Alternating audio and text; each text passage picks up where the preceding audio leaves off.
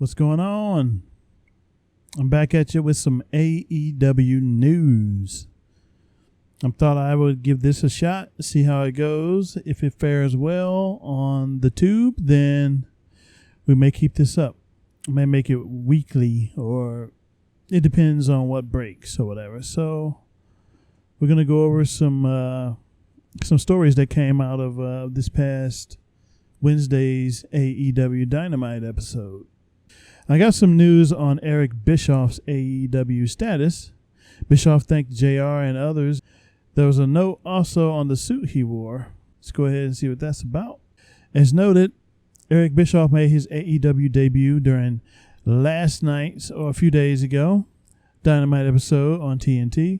He appeared as a special guest moderator for the debate between Chris Jericho and Orange Cassidy.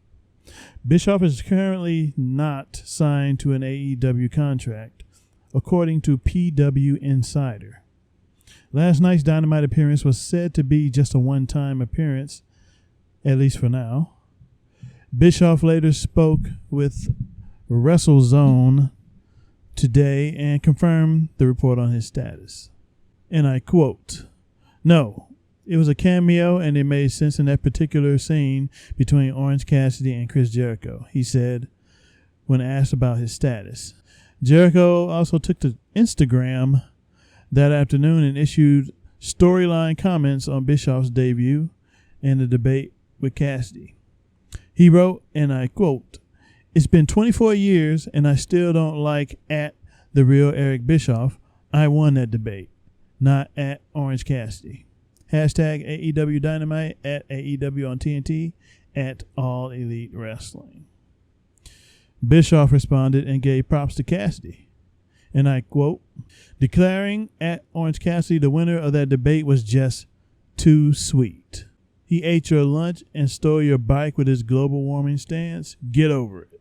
Unquote. Bischoff wrote back. Bischoff also had an interaction with the official TNT Twitter account. And I quote, "Eric Bischoff is on TNT. That's it." That's the tweet. The official TNT account wrote that. And Bischoff responded, and I quote, "And glad to be back. Miss me?" Unquote. Regarding the suit Bischoff wore that night, a fan commented on how sharp he looked. Bischoff replied and indicated that this was something he bought for the WWE SmackDown executive director job that he was hired for last summer and released from just months later. He said, "Stamford souvenir," Bischoff responded, a reference to WWHQ being in Stamford, Connecticut, where he moved his family for the job. Bischoff responded to another fan tweet on his return and said he had a blast and he thanked everyone involved. "And I had a blast." This is a quote. I quote this. "And I had a blast. Thanks for all the great support here, and a special thank you to the entire team at AEW on TNT, at AE Wrestling, for being such great hosts," he wrote. JR also gave a nod to Bischoff's 83 Weeks podcast during last night's, or that evening's, Dynamite on commentary. Bischoff thanks JR on Twitter today, or that day, and gave him some praise. He wrote, "And a tip of the hat to at JR's Barbecue for the at 83 Weeks nod last night on AEW on TNT, proving once again that he, like no one else, can make a shameless plug sound exciting as hell." End quote. And that's all we got on the update of Eric Bischoff's appearance in AEW on Wednesday's Dynamite episode. And I thought he did his job. He played his role perfectly during that debate. All his remarks, everything he said to both Jericho and to Orange Cassidy, all rolled off the tongue very nicely.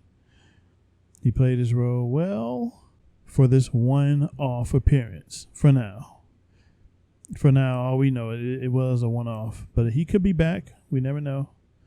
As long as they don't put him in a creative role, we are good to go. I got another story for you.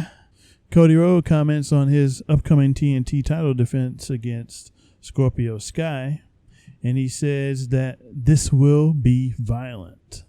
How violent? Let's see. AEW superstar and executive vice president Cody Rhodes took to Twitter earlier that day to comment on his upcoming TNT title defense against Scorpio Sky, which will be taking place on next week's episode of Dynamite. Sky confronted Rhodes after his tag team victory on Wednesday's Dynamite episode to make it clear that he was interested in being the American Nightmare's next challenger. Rhodes wrote on Twitter, and I quote, "If you're reporting that I'm not 100% and this match isn't happening, you're dead wrong. I can and will go. Sky's one of the absolute best. This will be violent." End quote. Rhodes was favoring his ribs during this tag bout against the Dark Order prior to Scorpio Sky's challenge. Whether that would play a role into next week's title contest, it remains to be seen. We don't know whether that was worked or the real deal. Should make for an interesting match. I am very much looking forward to Cody versus Scorpio Sky. Should be good. Scorpio has looked good in all of his matches. So him going at it with Cody, sign me up. Should be good stuff.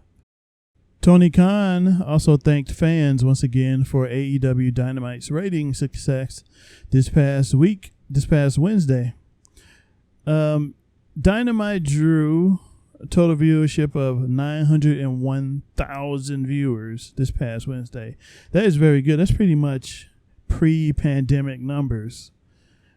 And that's good in this stage of the game that we're in with the no crowds and all.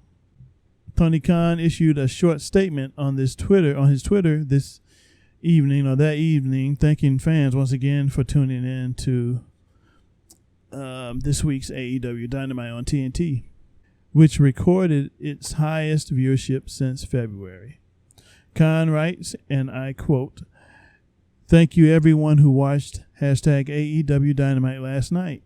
Thanks to you, we were top 5 in the 18 to 49 demo again, plus our biggest overall audience since pre-pandemic. With Fulham winning the playoffs and back in the Premier League, plus this Dynamite rating, it's the best week I've ever had. Tony Khan's going to be celebrating with the White Claws tonight. Oh, yeah." This week's Dynamite once again topped NXT on USA. That's good stuff. That's good news. Both AEW and NXT were up in the ratings this week, so that's good for Wednesday Night Wrestling. Good stuff. Former WWE performer Vickie Guerrero has officially signed with AEW. I would have thought she signed that night she debuted, or that night she came out with Nyla Rose to announce that she was her manager. I would have thought she signed right then and there that night. Vickie spoke with Simon Hennig of Fansided and revealed that she just inked the contract this week. There is no word yet on the terms of the deal.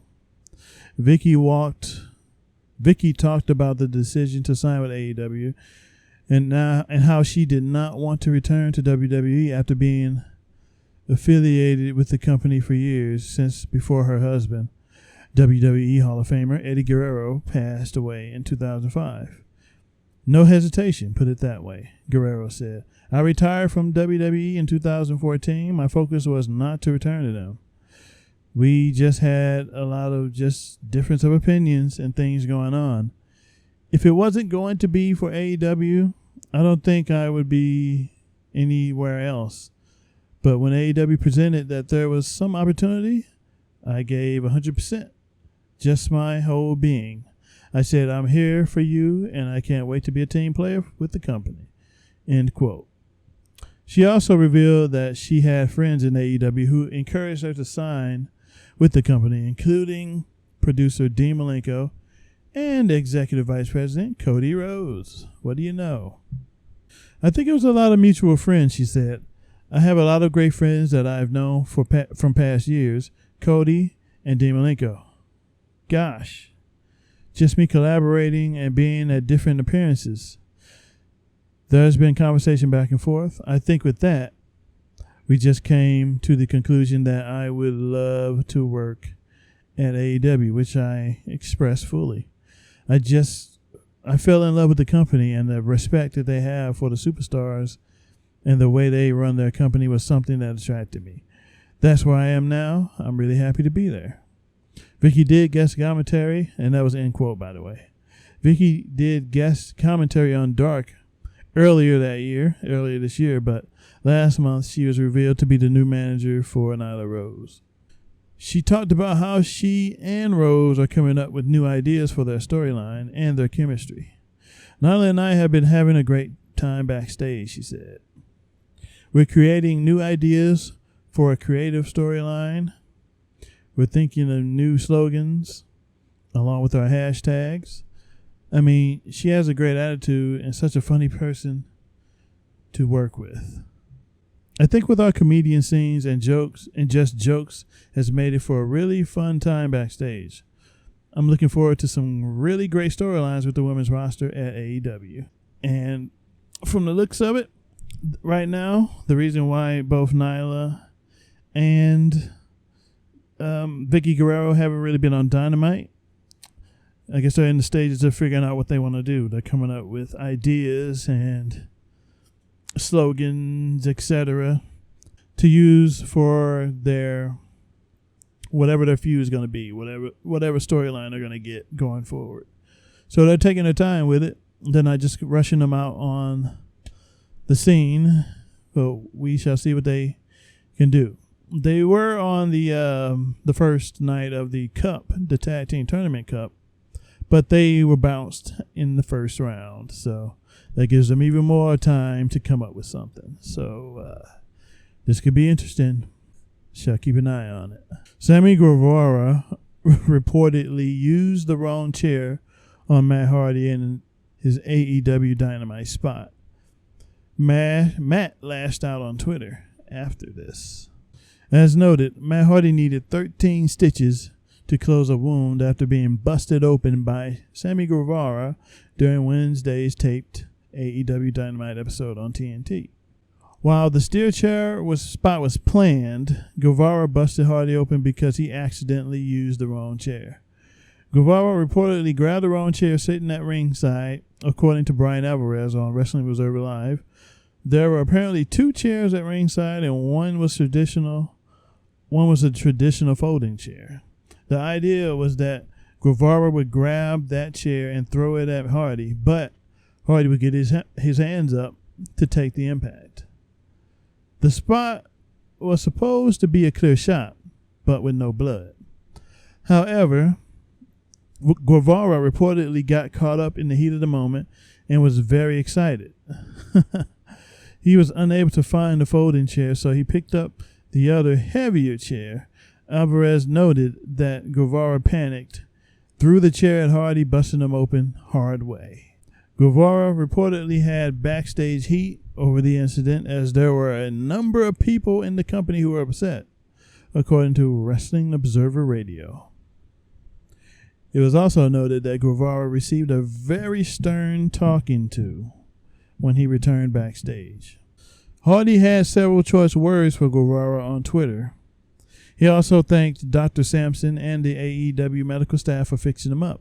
Matt's wife, Rebby Hardy, also lashed out on Twitter and posted a video of Matt's stitches being removed. You can see Matt's tweets on his Twitter page at Matt Hardy Brand. I think this further, even though it was a mistake, I think this further adds to the feud because now it's a blood feud. It's a blood feud, figuratively and literally. So this could actually aid in the Guevara Matt Hardy feud going forward. Hopefully there's no ill will between the two, as it was just an accident, and Sammy was just excited for this opportunity that he had. Next, we got an AEW star no longer on Twitter after criticism from fans. And guess who this star was? It happened to be AEW Chief Branding Officer Brandi Rhodes has apparently deleted or deactivated her Twitter account. Rhodes is usually active on Twitter, but now the page at the Brandi Rhodes says the following message: "This account doesn't exist. Try searching for another." There's no word yet on why she took her page down, but many fans are speculating that is due to criticism against the AEW Heels community for women and the booking of the AEW Women's Division. Rhodes is still live on Instagram as of this writing at the Brandi Rhodes. This, I have a lot of opinions on. This is due to a lot of fans not being patient with the growing division. The growing AEW Women's Division. Most of their talent is either stuck overseas or just happen to be very green. Green talent you can't put on TV all the time. They can't have long matches, etc., because they will get exposed. You would think a lot of fans would know this by now. Most of their prominent talent is injured and or stuck overseas, as I said. Britt Baker, she's been injured, but is going to return it all out. Big Swole, she is active, but she's in a feud with Britt Baker. Chris Statlander, injured, out for the rest of the year. Who else do we have in that division? Top 5. Nyla Rose, busy with Vickie Guerrero and deciding what they want to do going forward. You have who else is there? That's pretty much the top 4 or top 5 women in AEW. Everyone else is either not signed or just not good enough to be put on TV yet. That's just how it is. And in regards to the AEW Heels community, if that's something they want to do, fine. The Heels, AEW Heels, is a place for female fans that happen to be AEW fans to get together and talk wrestling. Pretty much what it is. And the fact that people have a problem with that is just tells you all you need to know about this wrestling fandom. Some people are just iffy. Some people will be people. That's all I can say on that. But Brandi is gone from Twitter for now. She followed in the footsteps of the Young Bucks, who did the same many months ago, but now they're back, but under one account. She'll be back. I don't think she's going to be away for long. This one is what I can't wait for. Excalibur is reportedly set to return to AEW next week. Hallelujah. Thank God. Because he is so sorely missed. He is missed on commentary. His calls, he's just more energetic than the rest of the guys, the older guys. Taz, Jim Ross, and Tony Schiavone. Plus, he knows just about every indie wrestler's move. He knows every wrestler's move on the roster. Where they came from, their background, etc. This guy is like a walking encyclopedia of indie knowledge. So he complements AEW and what they're going for on commentary perfectly. And without him, they didn't have that. And he was noticeably absent. So it's good to know that he will probably most likely be back next week for the live episode of Dynamite. According to the Wrestling Observer newsletter, AEW play-by-play man Excalibur is expected to return to the commentary table for next week's episode of Dynamite on TNT. Reports are that the promotion is flying him back to Jacksonville, and unless things change, he'll be working the show. Excalibur has been absent from his position for the last 2 weeks, with ECW legend Taz replacing him on the booth on both Dynamite and AEW's YouTube series Dark. Speculation was that he was either pulled from commentary or chose to pull himself due to a video resurfacing of Excalibur using the N-word during an angle with PWG. However, that has not been confirmed. No word on if the absence was COVID related either, but AEW president Tony Khan has been open and transparent about talents in the past dealing with exposures to the virus. QT Marshall, for example, is an example of this. This is good news in my opinion. I miss Excalibur on commentary, and he is welcomed back in my opinion. He should not be barred for something that was said during a pro wrestling angle 15 years ago. Enough said. 15 years ago, pro wrestling angle. Big whoop. Move on. This cancel culture BS is out of control. Got backstage details on Eddie Kingston signing with AEW. Plus, the original plan was only for a few dates. AEW announced last week on social media that independent sensation Eddie Kingston had signed with the promotion following his highly acclaimed TNT title matchup against Cody Rhodes on Dynamite. According to the Wrestling Observer newsletter, Kingston was originally only expected to work a few dates for AEW, but was offered a contract due to the reaction to his bout against the American Nightmare and the promo he cut prior to the contest beginning. He had previously been appearing on NWA's weekly series Power, where he tagged with longtime friend Homicide. Besides the NWA, Kingston briefly worked for Impact as a member of LAX and has made a name for himself throughout the independent circuit, appearing for companies like Chikara, PWG, AAW, Evolve, and CEW, just to name a few. Kingston is a solid signing. I'm curious to know where they put him. I mean, what will he do storyline-wise, etc. So the intrigue is there. So we can only hope that AEW knows how to use Kingston. We will know soon enough. We got news on Matthew Cardona on if he came to AEW with a chip on his shoulder. Did he?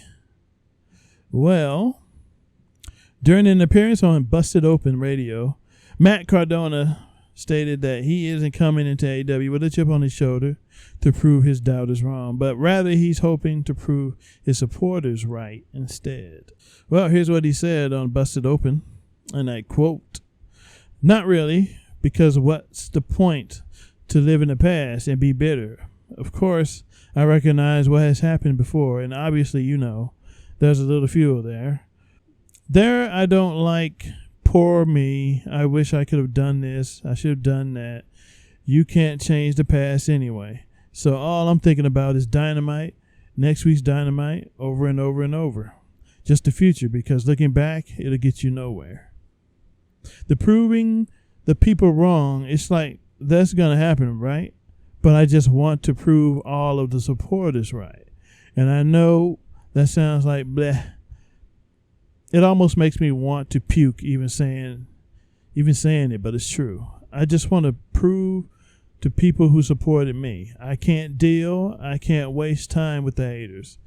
Even like, you know, last week after Dynamite, I didn't even want to check social media. Because, of course, there's going to be some trolls in there. I knew it was a great night. I don't need to read a bunch of people hating on it, but you know what I'm saying? So I'm more concerned about people who care about me and who want me to succeed. And I'm going to back it up and, you know, deliver it just for them. And that's end quote. And I think that's the best way to go about it, really. Just focus on the people that support you and like what you do. And just focus on being the best you can be for those people. Trolls and haters aren't going to do much for you except motivate you. And it's always the trolls and the haters that they're usually the first ones to check you out anyway. So do what you gotta do. I'm curious to see how AEW books him. Private Party also revealed how they were noticed by AEW. During their appearance on AEW Restricted podcast, Private Party noted that they got the attention of AEW by tweeting out a highlight package to the Young Bucks. And here's what they had to do. This is what they had to say. And I quote, "I feel like I shot my shot. I used to do this highlight video where it will be a compilation of our matches just to sum it up in 2 minutes or so. It was all right. It caught a little bit of a buzz, but finally I was like, what if we just put a video of just only our moves? It was a 1-minute video, nice and simple and straight to the point. Next thing you know, I did it. And FTR, they posted something about the Young Bucks. They said, one day we'll fight the Young Bucks and everyone will rejoice. So I did the same thing where I put that 1-minute video. I got straight to the point, and it was a 1-minute video, and I said the time, and I said the same thing that FTR said. I said, one day we'll face the Young Bucks and everybody will rejoice. And I tagged them. And next thing you know, a couple hours later, it blew up. And Matt liked it. He retweeted it with eyes or something. And after that, the video got almost 15,000 views. We were pretty much the talk of the town at that time. I believe it was a week or so later. I got a text from Matt on Twitter, and he was basically like, hey, are you guys signed? You guys are good. Keep doing it. And I was like, no, we're not signed. We're just doing independent shows. Underneath, he's like, I'm starting a new project up. You guys keep us in mind. I was like, absolutely. Next thing you know, fast forward to February, we get a call from Christopher Daniels saying, hey, they want to sign you. That's a story I feel like we shot our shot and we were Stephen Curry from the 3-point line. We made it. And I believe the private party were an excellent sign from the Young Bucks. An excellent find because they are an entertaining tag team. And you need guys like that if you're going to build up a tag team division from the ground up. And these guys will bring in the young folks, young viewers, young eyes. And a group like Private Party they like to have fun. And that's what most people like to do. That's easily relatable. People like to have fun while they're at the arenas, etc. So it works. And they've been a success since their debut in AEW. I am looking forward to what they will do as they grow and mature in AEW going forward. Let's not forget, Private Party is young. Isaiah Cassidy is like 22, 23 years old. Mark Quinn is older, I believe. He's like 26 or so. But they're still young. Time to grow. Time to get better. We'll see what happens going forward with them. Chris Jericho revealed that the NFL didn't want a certain spot to occur during the Stadium Stampede matchup. And this was the bout, which featured a showdown between the Elite and the Inner Circle, took place inside the Jacksonville Jaguars TIAA Bank Field without any fans due to the COVID-19 pandemic. Jericho states that the spot where he knocked out the Jaguars mascot had to get approved, with the company president and co-owner of the Jaguars, Tony Khan, telling him to do it anyway. He said, do it anyway. That was one of the best things I've ever done in 30 years in the business. This is what Jericho said, and I quote, that was just 10 guys with 10 different ideas banging it out, not having to worry about so-and-so approved this. The only thing I had to get approved was knocking out the Jacksonville Jaguars mascot. The only reason I had to get it approved was the NFL didn't want us to do it. But Tony Khan said, do it anyway. Everything was kind of free form. It's just how creative you want to be and how successful do you want to make the segment you're in. And I believe that part right there, it was funny to me. I liked it. The mascot even sold the Judas effect well. Private Party also says that the Hardy Boys got them into wrestling and revealed advice Chris Jericho gave them. AEW's Private Party, Isaiah Cassidy and Mark Quinn, was recent guests on AEW's Unrestricted podcast to talk all things pro wrestling, as we know earlier. On the Hardy Boys, the Private Party said, and I quote, we're big fans of the Hardy Boys. The Hardy Boys is what got me into wrestling. There is no other tag team that's out there, past or present in my opinion, that's bigger than the Hardy Boys. We talked to Matt about what we want to do before our match. He gives us advice on what to do and what not to do. After the match, he asks if we liked the match. Did you mess up anything? Do you feel like anything could have been changed? And we tell him how we actually felt. He actually gives us advice on how to be a better tag team. And that's an end quote. Personally, I'm curious to know what they tell Matt if they mess up or not. And we know they mess up because in the last few matches, there have been many botches. So I'm sure if they're being honest, they're telling them they messed up.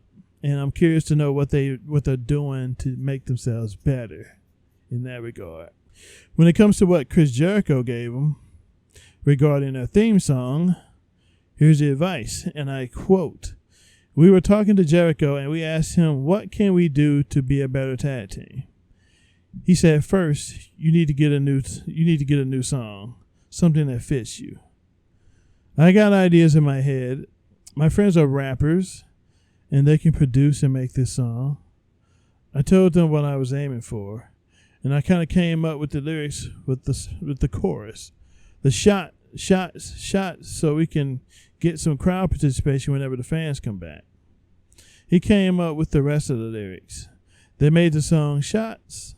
My girlfriend came up with, oh my God, is that private party? And I want to use that part when we do run-ins." Good stuff.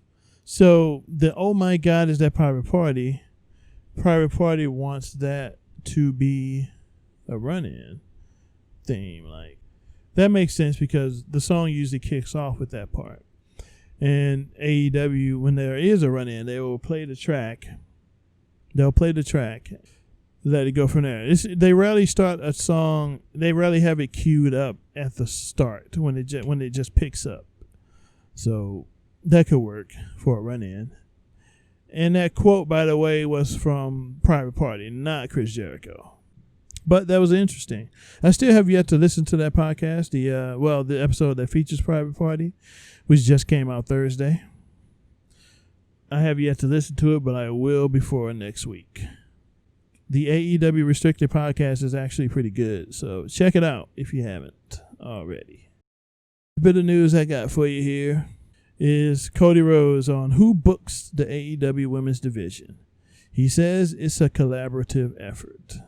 AEW superstar and executive vice president Cody Rhodes responded to a fan on Twitter yesterday evening who tagged Rhodes, Kenny Omega, and company president Tony Khan, asking who was behind the booking of the AEW Women's Division. The American Nightmare revealed that it has been a collaborative effort and that he's proud of the group's attempts to give the fans the best show on a weekly basis. He writes, it's a collaborative effort, one team. If you're looking to give feedback, I'm all ears. I ask for it, and I love genuine feedback from genuine people. You hear that? Genuine feedback from genuine people. Most people who are giving quote-unquote feedback for this division are people that don't even watch. So what would they even know? Those are just trolls at that point. But back to the quote. You can warhorse my mentions. I listen. We try and make the best show for the fans every week. Proud of this group. End quote. The AEW Women's Division has been a heavy area of online criticism due to the lack of women's matches and content on Dynamite. AEW Chief Brand Officer Brandy Rose did state in a recent interview with Sports Illustrated that the Deadly Draw tournament was put on YouTube instead of television so it can stand out from the rest of the product. And I agree that it has stood out. And it has, from what I've seen online, it has gotten a lot of good praise. But of course you have people who think that should be on Dynamite and even Dark for some reason. One, I wouldn't put it on Dark because Dark is his own show. Dark usually has a negative connotation to it because people usually assume that anything that is on Dark is not important. So why would they even put the Deadly Draw tournament on Dark if that stigma is already there? Nope, it's his own thing, and people will seek it out if they want to watch it. The video itself is over 400,000 views on AEW's YouTube channel, so I would say that first episode is a success. It did pretty well in their view total on YouTube. Who knows? They say it's a collaborative effort who runs the division, but only they know. Most have speculated that it was Kenny, but even he denied it, so who's lying? Who really has control over that division? They say it's a collaborative effort. We shall see. I got info on AEW and the piped-in crowd noises during the Dynamite this week. AEW presented a taped episode of Dynamite, and that gave them the opportunity to play with the audio a little bit in post-production. It was previously noted that AEW didn't have as many people standing around the ringside area as they normally do. People like Pineapple Pete weren't brought in, and he is a regular. The Wrestling Observer newsletter also noted that AEW piped in crowd noise in post-production.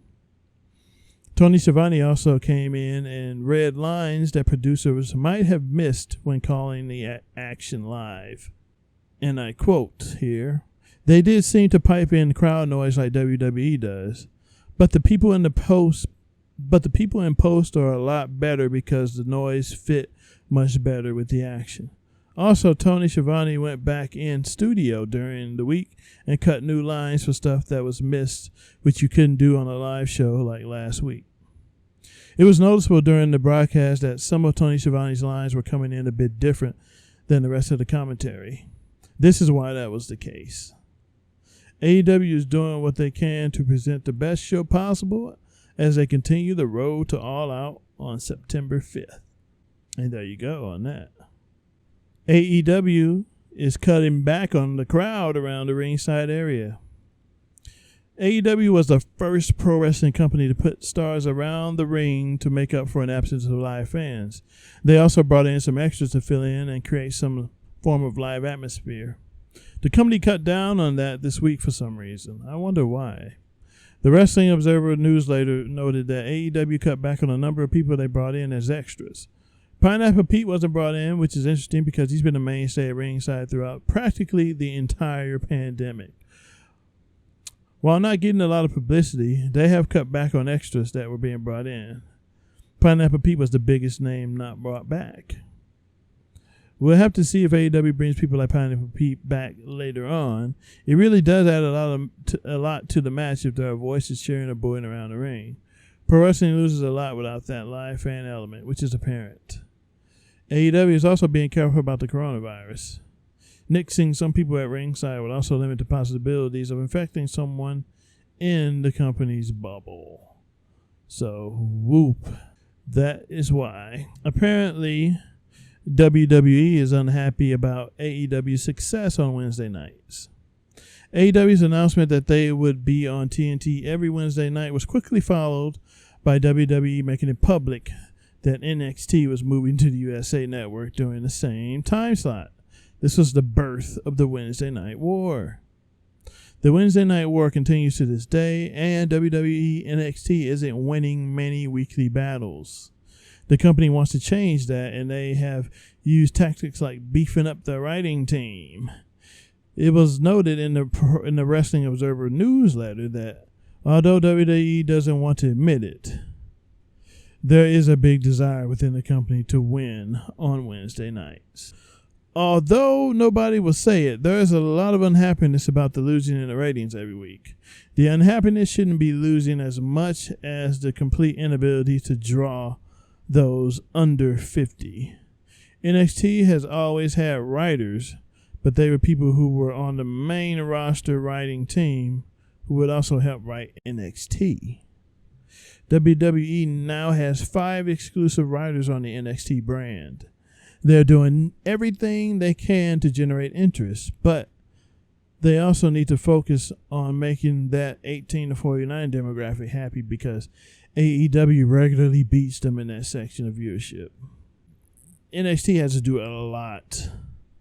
They have a lot of work to do if they want to bring in the younger crowd because they have that 50-plus demo under lock and key. AEW was close to tying them in that demo last week, I believe. But NXT was still ahead this week in the ratings when it comes to the 50 plus. We shall see what these 5 NXT writers will do going forward to see if they generate any interest for that AEW, for that NXT product. But that is no surprise to me. WWE will always be unhappy about competition having success on TV. It's just what they do. I have more news that broke in regards to AEW. On Dark next week, Rachael Ellering debuts, and she says, "Let's start the next chapter." Earlier today, AEW announced their full lineup for their YouTube series Dark, which will feature the debut of former NXT star Rachael Ellering, daughter of WWE Hall of Famer Paul Ellering. She has since taken to Twitter to comment on her debut, stating that she's excited to begin this next chapter of her life. And I hope that means that she's going to be with AEW going forward. Ellering writes, "Oh, y'all forgot about me. Next week is the first step in reproving myself. Proving that just because I was hidden away in a warehouse for a hot minute doesn't mean I've lost what I had before. I can't wait to earn back your support and trust. Let's start the next chapter." And I believe those last few words were a reference / shot at her NXT run, which they have been running out of a warehouse since the pandemic started, and I think that's where that portion of her statement comes from. Rachael Ellering will face Penelope Ford Tuesday next week on YouTube on Dark. I think she would be a solid pickup if AEW were to give her even more looks after this match. Let's hope they do, because the division could use her help. We also have the story on Brian Pillman Jr., who says he's trying to get out of his MLW contract. And he says, and I quote, "I think it would be a win-win situation." AEW star Brian Pillman Jr. spoke to the Wrestling Inc. Daily to talk all things pro wrestling, including how he's attempting to receive a contractual release from Major League Wrestling. He said he's tried requesting his release due to MLW's lack of running shows due to the pandemic. And I quote, "I've been actively trying to request my release and free myself of the obligations of MLW. Again, no hard feelings, but they have obligations towards me too. They have to have so many shows take place in order for my end of the contract to be valid too. So I think that would also free them up of some responsibility. I think it would be a win-win situation if they released me." He also says he will always have good memories of MLW, and that's and it's not all personal, it's just business. And I quote, "As far as I'm concerned, there's not any guarantee on any shows happening. I understand it's a pandemic and it's just business. There's no hard feelings, and I absolutely love that company, and wrestling has been nothing but good to me for my whole career." End quote. That was via Wrestling Inc., their podcast. And here's one of the bigger stories that just broke not too long ago.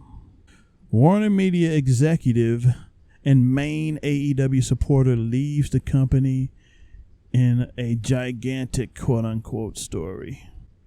Whew, this is a long one here. This could have a lot of ramifications. I hope not. I hope this doesn't affect AEW going forward, but we shall see, because this is going to be a whole new team after they restructured. AEW has lost a major supporter at Warner Media. Kevin Reilly is gone from Warner Media due to a major restructuring under newly installed CEO Jason Kyler. According to The Hollywood Reporter, Reilly was instrumental in AEW getting their first TNT TV deal. He worked as the content chief at Warner Media and as the president of TNT, TBS, and True TV. The Hollywood Reporter noted that the series of moves will prioritize HBO Max and streamline Warner's content operations. There will be a newly created studios and networks group, which will combine content studios and programming across Warner Brothers, TNT, TBS, True TV, HBO, and HBO Max. The group will oversee all Warner Media TV series and film development, production, and programming. There is no word yet on how Reilly's dismissal might impact AEW, if at all. AEW had been set to introduce a third hour of programming to Warner Media, but that has not happened yet. The shakeup at Warner Media is seen as a major story. This news is gigantic. Can't express how big. Reilly was the one who greenlit AEW. Really was the guy who was in large part of why there is an AEW, wrote Dave Meltzer of the Wrestling Observer newsletter on Twitter. AEW president and CEO Tony Khan has stated in media interviews that the possibility of bringing pro wrestling back to Turner Broadcasting for the first time since the end of WCW in 2001 began with he and Reilly meeting at a party in Los Angeles, where Khan pitched the idea. Reilly was open to that idea, and within 18 months, AEW Dynamite was premiering on TNT. Reilly was the one who renewed the AEW TV deal through 2024 earlier this year. Reilly spoke with Variety earlier this year about getting together with Khan for AEW. I just had this idea that this was the time to invest, Reilly said in January of this year. This is a startup. It's already over-delivered out of the gate. That's really what you want to hit the gasoline a little bit. The guys already have ideas about additional talents and things they want to do, and I wanted to incentivize them as a partner to do that. We also wanted to give fans and the talent who potentially want to come work with us the sense that this is here to stay. You can invest in it. It's here to stay, and it's only going to get better. In that same Variety interview, Reilly noted that AEW Dark series on YouTube would eventually migrate to TNT to be built into a network show.